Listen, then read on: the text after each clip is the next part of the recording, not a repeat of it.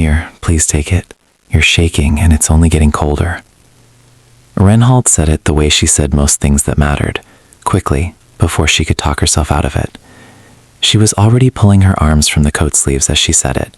A good wool coat, charcoal gray, the nicest thing she owned, and the one thing she had bought herself in the 3 years since aging out of the foster system at 22. She was 25 now, and she knew exactly what it cost her to hand it over, and she did it anyway.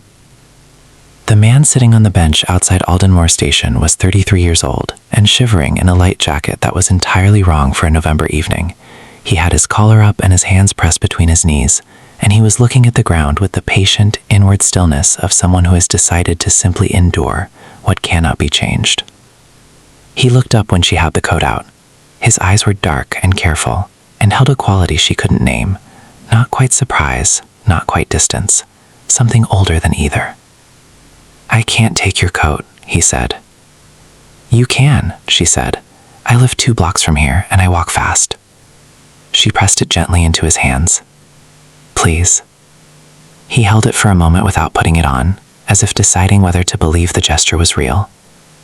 Then he put it on. It fit. He looked at her. "Thank you," he said quietly. "I mean it fully." "I know," she said.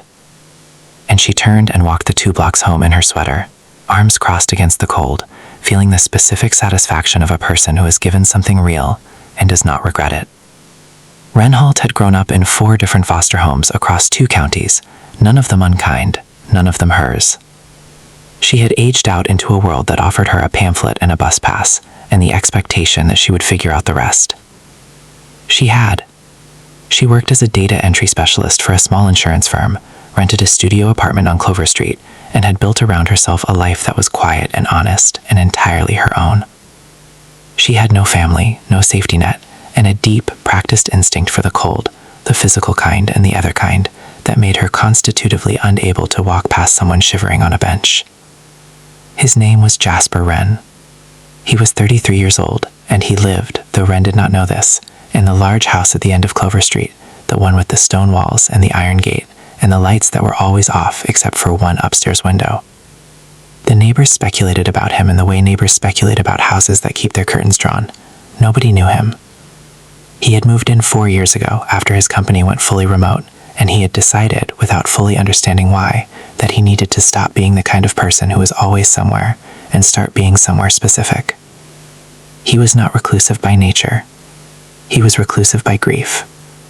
His younger brother had passed 3 years ago, a loss that had hollowed a particular chamber in Jasper's life that he had not yet found a way to refill. He went out rarely and without purpose, which was how he had ended up on a bench outside Aldenmore Station on a cold Tuesday evening with the wrong jacket and nowhere particular to be. He carried her coat home. He told himself he would return it.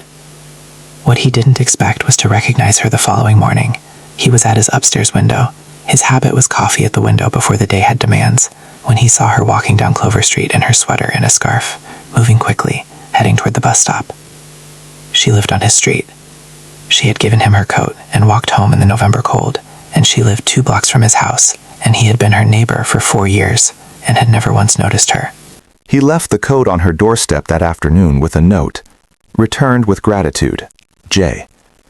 She found it when she got home from work. She stood on her step holding it and the note and looked down the street toward the stone house and felt the slight vertigo of a world being smaller than you expect.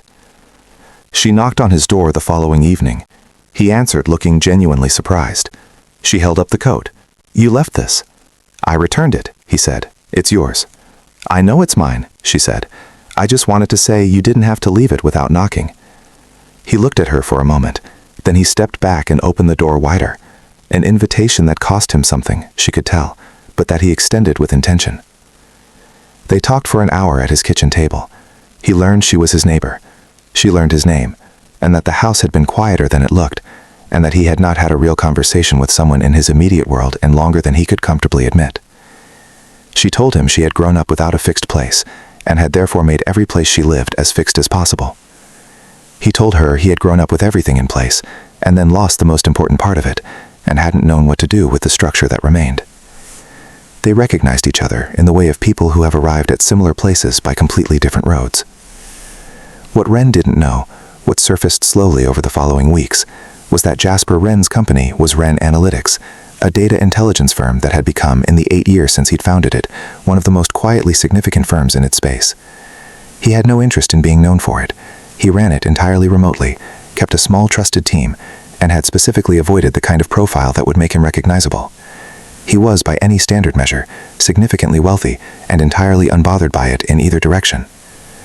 She found out when her own firm, the insurance company she had worked at for 2 years, sent an all-staff email announcing that Wren Analytics had acquired their data processing division and that the transition team would be reaching out.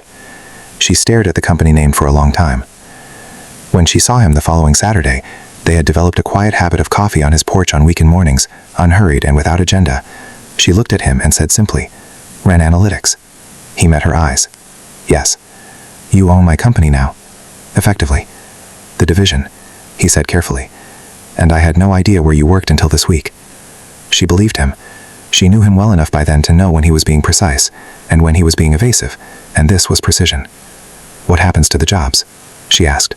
"Protected," he said. "Full transition. No eliminations. It's in the terms." He paused. "I don't build things by taking things from people." She was quiet for a moment, looking at her coffee cup. Then, "You've been my neighbor for 4 years." "I know," he said. "I wasn't paying attention to the right things."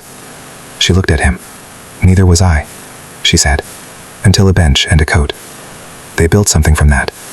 Slowly, over months, with the careful unhurriedness of 2 people who have both learned what it costs when things fall apart. Not romance exactly, though the warmth between them was real and growing. Something better than a category. 2 people choosing, repeatedly and deliberately, to be present in each other's ordinary days. Kindness given at cost.